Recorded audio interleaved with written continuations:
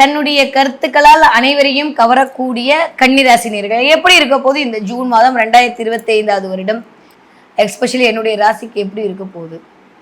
என்னமோ கண்டக சனின்றாங்க, 12ல் கேதுன்றாங்க, 6ல் ராகு குணரோக சத்ருலாம் கிரியேட் பண்ணுமாமே, 10க்கு வேற குரு 10ல் போயிட்டாருமே, குரு 10ல் போனால் பதவி எல்லாம் பறி போயிடுமா?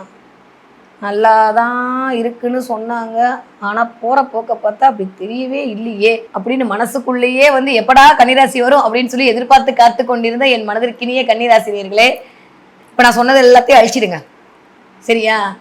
ஒரே ஒரு சீக்ரெட் உங்களுக்கு சொல்லி கொடுக்குறேன். குரு 10ல் இருக்காரு உண்மைதான். சிம்மராசிக்காரங்க போன தடவை பட்ட பாட கண்டிப்பாக எந்த தடவை கன்னிராசிக்காரங்க பட மாட்டீங்க. ஏன்னா உபஜயஸ்தானங்கள் என்று சொல்லக்கூடிய இந்த 4 வீடுகள், அது மிதுனம், கன்னி, தனுசு, மீனம், இந்த 4 இடங்களிலும் குரு போய் அமரும் பொழுது கண்டிப்பாக நல்லதை மட்டுமே செய்வார். இதுதான் ஜோதிட சூட்சமம். நான் குரு அங்கே உட்காந்து தான் வீட்டை தானே பார்ப்பாரா?